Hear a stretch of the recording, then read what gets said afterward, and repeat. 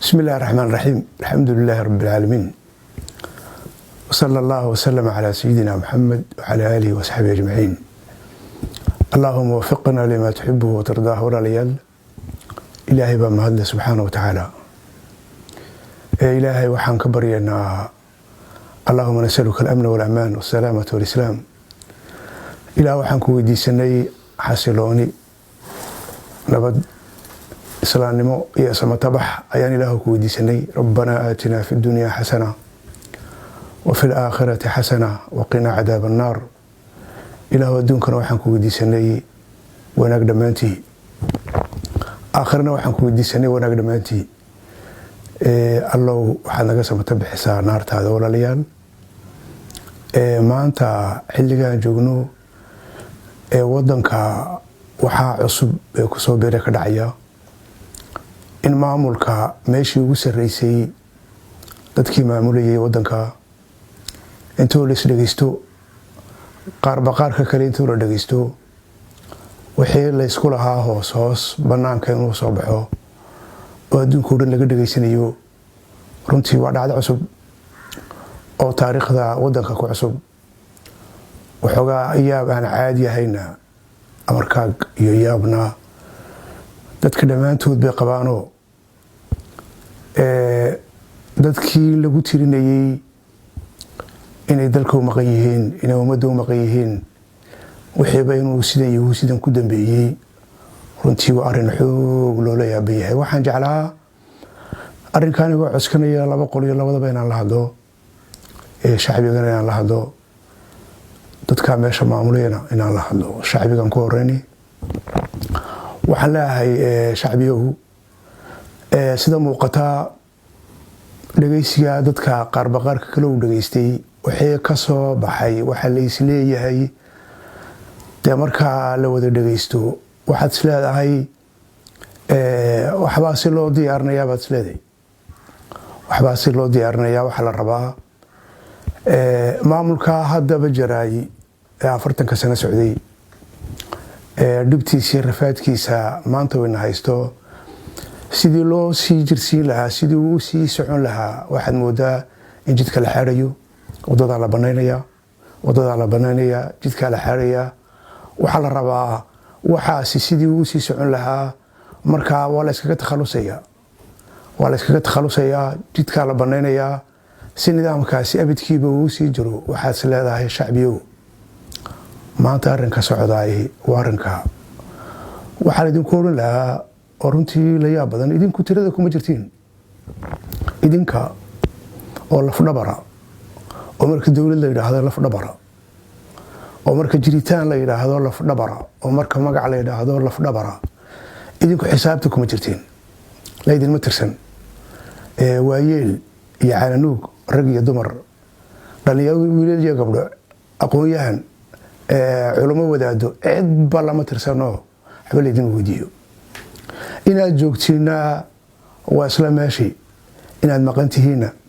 waa isla meeshii. xisaabtii iyo tirada marba laydinkuma tirsan. haddana idinku waxaad tihiin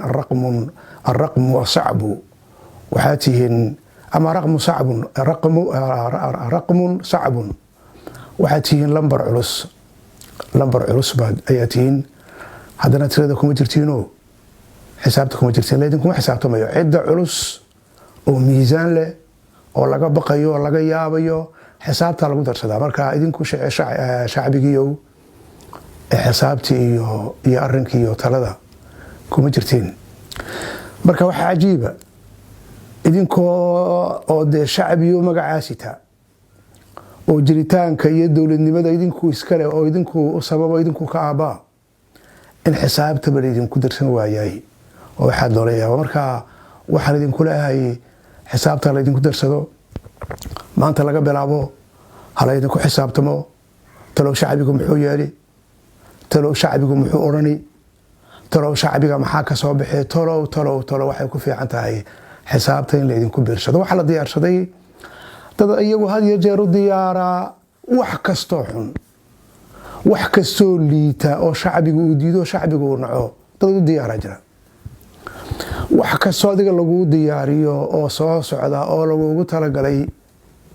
oo adigu shacbiyo waad ka yaqyaqsanayso mataga dhulka lagu matagay dhulka yaala adigu waad ka yaqyaqsanayso dadka qaar ba u diyaaray inay leefaan dawlad ka soo meesha timaada qaar ba wasiirro diyaara qaar ba xildhibaan u diyaara qaar ba u diyaara maxaan ku raadayay wax kasto loo magacaabo ful xumo dhamaanteed basharka taariikhaanba abidkeed saasayd marka cid leedin ku bedesha la sameesto idinka badiilkiina waa diyaar idinka say xisaabta kuma jirtino xisaabta leedin ku beersanin marka waxa ku fiican tahay shacbiyo in xisaabta leedin ku beersado ay ku fiican tahay laba waxaan la hadlayay nimanka wadanka haysta hadda maamulka haya waxaasi uu ka dhex socdo hadda u loolamaya sidee wax noqon doonaan raba dad fara badan intoo lagaga takhaluso in meesha la banaysto nimanka u socda ayaan la hadlay waxaan idinku leeyahay cumrigiina da'diina marka la eego dee qaarkiin baa 60 ka weyn qaarkiin baa 70 ka weyn qaarkiin baa 80 ka weyn oo 90 cagacageynaya 90 ay qaarkiin cagacageynayaan waa da'duna waayaha da'duna uu waramaayo ragiga dumarba uu waramaayo ilaahay quraankiisa wuxuu ku yiri awlam nu'ammirkum ma yatadhakkaru fihi man tadhakkar wajaakum an-nadhir oo umri darar da iyo umri wax lagu waana qaato oo qofka garaadkiisu ku bislaado waana u noqdo miyaanan idin siinin wajaakum an-nadhir miyunan idin imanin an-nadhir waa lagu fasiraa nabiga ilaahay wanaagsanaa waa dige sallallahu alayhi wasallam ma waxa lagu fasiraa an-nadhir timaha markay ku cadaadaan cirada lagu fasiraa aayada ilaahay wuxuu yiri oo umri darar waayaha iyo da iyo gu marka laga hadlo gu la jiro marka laga hadlo gu lagu waansamo oo wax lagu garto wax lagu qaato ilaahay wuxuu yiri miyaanan idin siinin alla ilaahay rabbow waadna siisay ilaahay wuxuu yiri oo ciro tima cadaaday timuhu markay ku cadaadaan waa digniin timahaas waxay kaaga digayaan waxay kugu leeyeen qabrigii baa dhow xabaashii baa dhow bikaduus baa dhow labadaba ilaahay wuxuu yiri waan idin siiyey umrina waan idin siiyey waxa idinku filaada waano cirana waa idinka soo dareerto ciraduna waa waayo nimankiina wadanka haysta 60 70 80 qaarkiin baa 90 cagacageynaya maanta maxaa inooga baahan yahay ma inaan qaarkeena kale intoon dhageysano fadeexad maanta ma halkaas la inaga sugaya mise wax kale la inaga sugaya maxaa la inaga sugaya saddexdaba maanta waa la idinka sugaya saddexdaba maanta inaad u tudhaan inaad u naxariisataan sidan si ka duwan inaad yeeshaan idinkoo saddexdaba mudnaanta siinaya qadarinaya ama saddexdaba ama labo ama saddexda midkood idinkoo mudnaantii iyo qadarka siinaya waa la idinka sugaya waxaa la idinka sugayaa maanta intaad idinku isku maqan tihiin bal garoonka hala saafi yeelo meedaanka hala saafiyeeyo hala iskaga takhaluso qaarba qaarka kale kurka ka gooyaan jagada ayaa kursiga cid ha u soo hadho inta geemka aad dheelaysiini inta uu sidaa yahay garaad inta uu sidaa yahay yaa taaliga fadhiine maxaa la idinka fadhiyey inaad u naxariisataan maati wadanka waxa buuxa waayeel xanuunsanaya oo rag iyo dumar waxa jira agoon waxa jira miskiin waxa jira tacliin ilmo baagii marayo waxba garanayn dhalinyarta qaar oo jaamacadda ku jirtan waxba garanayn waxa jira dad silcaya daawo la'aan u dhimanaya dad waxa jira xanuunkooda wadanka lagu daweyn kari waayo daawo la'aan u dhimanaya waxa jirta baahi aan caadi ahayn silic iyo baadi maanta waxa la idinka sugaya garaadka da'daasi cumriga ilaahay uu idin siiyey iyo timaha idin cadaaday inay maanta idin faraan baa laga sugaya idin faraan ma sida in loo naxariisto maatida baahsanay wadanka meel kasta jiifta ooyeysa ilaahay ka sokow cid u maqanaanin jirin ilaahay ka sokow cid u maqani ma jirto cirada idinka tinta cad idinku taala tinta cad idinku taala iyo cumriga ilaahay u disiyay waxay ku fiicneed loolankaad isku haysiin maanta intood ka tanaasushiin warmaatida iyo dadka jilicsan ha loo naxariisto sidan si ka duwan ha la yeelo maanta waa laydinka fadhiyey dad aad u jilicsan baa jiro qaarkood way habaartamayaan qaarkood baa idin habaarkoogaasi miyuu shaqayn mise shaqayn maayo aniga ma aqaano garan maayo laakiin qaar baa habaar baa ka soo haray habaar iyo inkaar waa idin daawadaan adduun waxaad haysatiin bay ogyihiin lacag waxaad haysatiin bay ogyihiin noloshaad ku nooshiin bay ogyihiin qaarkood baa waxay gaadheen inay idin habaaraan maatida tintaa idin caddaatay maanta waxay ku ficnayd inay idin farto inaad kuwa u naxariisatiin tintaasi inay idin farto ayay ku ficnayd 2 tintaa idin caddaatay guga waayaha iyo cumrigaasi maanta waxay idin faro 3 inaad mid u yeeshiin koow dee adduunka inaad wax qabatiin sida nimanka maanta adduunka haysta reer galbeed nimanka adduunka maanta haystay iyaga aakhira ma rumaysna aakhirana uma socdaan aakhira uma jeedaan waxa qabadkooga iyaga waxay ku ururiyeen adduunkay ku ururiyeen waxbay qabteen waxaa laga dhaxlaa adduunkan bay wax qabteenoo ama caafimaadka daawadaha hagaajiyaan ama iskuulaha hagaajiyaan ama le bien-être des citoyens ama qofka wadankooga jooga wadamadooda wadan kamida jooga naftiisa noloshiisa laga shaqeeyo adduunka ayaga adduunkay foxka culayska adduunka ayagu saareen waa waji inaad sidaa yeeshino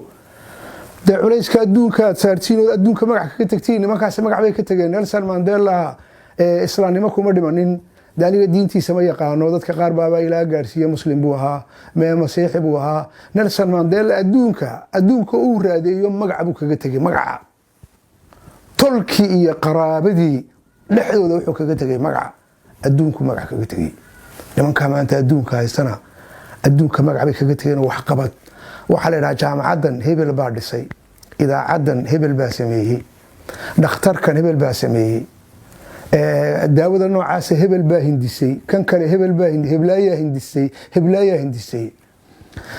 cirada inaga soo daadatay iyo da'da 90 jir wax ku dhow waa inuu ina faro bal adduunkan uu qof wax qabto noqo dadka waxuuna kugu ayaan umrigu taa ku faraa taadu ku fari waayo wuxuu ku faraa bal aakhiruun adduun ba faraa ka qaado bal janno ilaahay inuu ku siiyo da tusbax buu iska qaataayo cibaado masaajid buu iska galaayo dikrigu badiya quraanku akhriya safku horu taga isniin iyo khamiis buu sooma sadaqadu bixiya oo umraysta oo xajiya ciradu gugu da'du qofka waxay fartaa bal aakhiruun shaqayso tiina ma muuqato 3 ciradu da'du dadka waxay fartaa ifkana wax noqo aakhirna wax noqo ifkana wax noqo oo ummadaadana wax uga tag magac ka tag magac fiican ilaahay hortii ilaahay dirtii magac uga tag oo wax qabad ummadaadu waxa kugu xusuusato hebel marka lagu yiraahdo dadka meelay hadam qato si wanaagsan ha u damqato mataasi ummadda waxay u tartay wax la qiyaasi kara maaha aakhirana ilaahay dirtii bay waxa u sameeyaan oo adduunka bay dhisaan si aakhira wax u helaano de cumrigu wuxuu ku faraa ifkana wax noqo aakhirana wax noqo labadaba isku beeri saddexdiiba cumrigeenu maanta uu nafari waayay de ragiina wadanka haystii maanta midkiina hadduu socdo wax la idinku xusaayay ma jiro okay intood ka tagtiin halka aakhiraan u shaqaysanina lama hayo waa dhici kartaa in la tukado waa dhici kartaa in la cumraysto laakiin haddana hoos marka loo wada hadlayo inaad cumraysato wad xaaraan cunto waxa nin shiina baa la yiri ayaa niman muslimiin u sameeyay casuumad markaas uu soo qaaday khamri iyo khanziir buu keeno markaas uu qadadii u yeedhayo qadadii markay yimaadeen ayuu ku yiraahday wasaar markaas ay yiraahdeen waa muslimiin waxay yiraahdeen anagu muslimiin baa noo macna bay yiraahdeen khanziirka khamrigana ma cabno waa naga xaaraan wuxuu ku yiri xoolaha ummadda waad cuntiino lacag markay noqoto waa dudubisiin mal farqu maxaa u dhaxeeya markaa khamri iyo khinsiir doofaar in la diido iyo xoolaha dadka in la cuno wuxuu yidhi maxaa u dhaxeeya way dhici kartaa inaan tukanno waa sax waan tukanaa waan soonnaa waan salaadnaa laakiin adigoo intaa samaynaya markay xaaraani kugu tagtay ee haddana kugu tagtay ee kugu socoto ee maalinkaa la joogo xaaraana ay kugu socoto salaadaadii macnaheegu waa maxay xajkaaga macnihiisa waa maxay cumradaada macnaheegu waa maxay sadaqadaad bixinaysi macnaheegu waa maxay taana haddaan hayno ma dhammaystiraa ta saddexaadna ma hayno ifkii aakhiro isku jirana ma hayno wuxuu ku faraa garaadku waayuhu gugu wuxuu ku faraa madaxoo ku cadaaday wuxuu ku faraa ama ifka wax noqo ama aakhiro wax noqo ama labadaba wax noqo waa sida ugu fiican saddex waxaan leeyahay waxay ku fiican tahay inaad qabrigiina u tudhin maanta qabrigiina xabaal waan dhimanaynaa waa la wada dhimanayaa inaad qabrigaaga u tudho adigoo keligaaya oo cagaagan oo qaawan oo qatan oo baahan oo yaaban ayaa ilaahay ku abuuray baad keligaa hortagi walaqad ji'tumuuna furaada kamaa khalaqnaakum awala mara وتركتم ما خولناكم وراء ظهوركم وما نرى معكم شفعاءكم الذين زعمتم أنهم فيكم شركاء لقد تقطع بينكم إلهي جل وعلا آيات ونكسن وحبري وأنه إيمانيسين إذنكو مالين كان إذن أبو الرسيد هذا إذن caloolaha hooyooyinkiin sidaad uga soo baxdeen idinkoo baad ii iman doontiin buu lahaa yidhi oo sidee baa lahaa dee waa la qaawanaa baaradii baa qof walba ku taal waa la cagaagnaa idinkoo sidiiya ayaad ii imanaysaan wakhawalnaakum ilaahay muxuu yidhi laqad ji'tumuuna furaada kamaa khalaqnaakum awala wataraktum maa khawalnaakum waraa duhuurikum wixii aan idin siinayna darajo kursi sargaalnimo magaca sacabkoo laguu tumo ammaan ayadoo lagaa dambeeyo wixii aan idin siiyeyna ilaahay wuxuu yidhi waxaad kaga imanaysiin gadaal baad kaga imanaysiin qabrigu wuxuu ku faraa ciradu timahoo ku caddaaday gu tiro badan wuxuu ku faraa qabrigaaga in loo tuluu ku faraa waa dhimanaysiin xabaal baa lagu geyn adiga keliga baa xabaal lagu geyn sida nebi maxamed uu sheegay saddex baa ku raaci hantidaada iyo ehelkaaga iyo camalkaagii baa ku raaci hantidaada iyo ehelkaagu way kaa soo noqonayaan maxaa qabriga kula gali camalkaagu muxuu yahay hadduu camalkaagu yahay maanta camalkaa idinku maanta markaad iska warimaysiin waxaad iska duubteen qaarbaqaarka kale ee bannaanka u soo baxay idinkaa waramaya waxaad waramaysiin caafimaad ma jiro oo de annagaa baabi'in aad leediin iskuul ma jiro oo de idinkaa baabi'iyey kan kali ma jiro oo de idinkaa baabi'iyey idinka hoosoos markaad u sheekaysanaysiin waxaad isku markhaati furaysiin waxaba idinku inaad aabba ka tihiin okay xabaasha maxaad la tegi camalkaagii baad la tegi oo camalkaagii muxuu ahaa ma iskuulka anigaa baabi'iya ma dhakhtarka anigaa baabi'iya ma agoonta anigaa xoolahoodii cunaa ma agoonta anigaa dhirkoogii qaataya qabrigaaga waxaad la tegaysa muxuu yahay ilaahay keligii baad hortegi qabrigaaga maxaa kuu raaci ehelkaagina way kaa soo noqon hantidina way kaa soo noqon adiga camalkaaga ha gali ciradu timuhu ku caddaaday waxay ku faraan qabrigaaga inaad diyaarsato xabaashaada inaad diyaarsato ayay ku faraan ragga waaweyn taariikhda ragga waaweyn ee soo maray xabaashooda diyaarsadaan xabaashooda siday xabaashooda u diyaarsadaan maalinkay dhintaan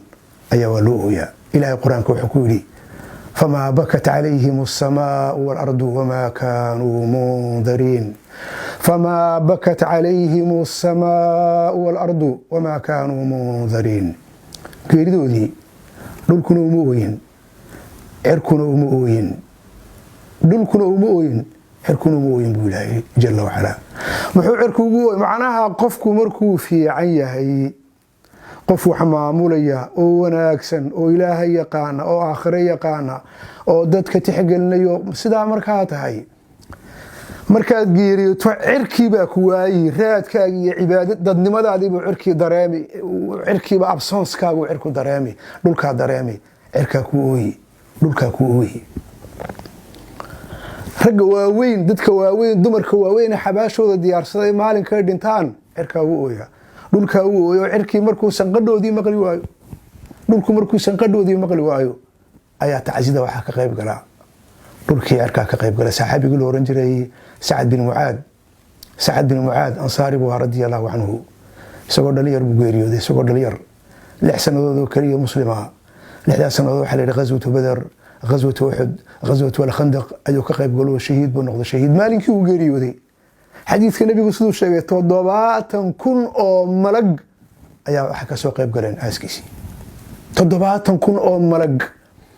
ayaa aaskiisii ka soo qayb galay Sa'ad uu geeriyooday cirkii baa waayay oo uu maqli waayay sanqadhii Sa'ad buu cirkii waayay dhulkii baa waayay sanqadhii Sa'ad malaa'igtii baa sanqadhii Sa'ad weydii 700,000 oo malag markaasuu Nabi Maxamed soo baxay wuxuu yiri sallallahu alayhi wasallam malaa'igtii baa ka soo qayb gashay aaskii Sa'ad markaa buu nabiga Ilaahay soo degdego wuxuu yiri meelan u maraan waayay malaa'igtii meelan ka maraan waayay si aan ugu tukado uga qayb galo tacsida iyo aaska maxaan ku dhahay Sa'ad malaa'igtii meelan ka maraan waayay ayuu nabiga Ilaahay sallallahu alayhi wasallam waa wiil yar oo 30 jir ah ayaa qabrigiisii diyaariyo samada xusaysa geeridiisii samada waxa tiin 60 iyo wax ka badan 70 iyo wax ka badan 80 iyo wax ka badan waa saacadii aad diyaarin lahayd qabrigaaga ee maalinka dhimato lagu xusi lahaa waxay yiraahdaan ragga waaweyn noloshooda waxa macnaheeya geerida macnaysa ragga waaweyn haweenka waaweyn weyni wax rag waxaan ka wadaa labiyo dhadig maaha qofku markuu weyn yahay raganimo leeyahay raganimo rag iyo dumar wuxuu doonay noqdee waxa la yiraahdaa qofku markuu weyn yahay waxa lagu gartaa noloshiisa geerida macnaysa maalinkuu geeriyoodo ay noloshiisa macna yeelataa waxa la yiraahdaa alla qof buuha qofka ina seegay qofka maanta ina seegay wali macaankiisii oo dhan aanan muuqsanin aanan dhuuxin wuxuu ahaa alla qof buuha baa la yiraahdaa maanta meesha waxay marayaan shacbigana waxaan ku leeyahay maqantiin oo warba la idin kama hayo 4 qof baa diyaaro wax kastoo loogu tala galay inay sameeyaan u diyaara idinkuna garoonka ka maqantiin garoonka kale shacbiyow dowrkiin baa la idin ka rabaa ragaa meeshii joogana waxaan ku leeyahay daada maanta atiin sidan si ka duwan baa la idin ka fadhiyaa daadu 3 shay 3daba waa inay nifarto dadka maatida in loo turo waa inay idin farto idinka ama aakhiro ama fi aakhirina si u yeeshiin daadu waa idin fari 3 daadu waxa idin fari qabri baad ku dhowdiin qabrigeena diyaarsatiin جزاكم الله خيرا بارك الله فيكم والسلام عليكم ورحمة الله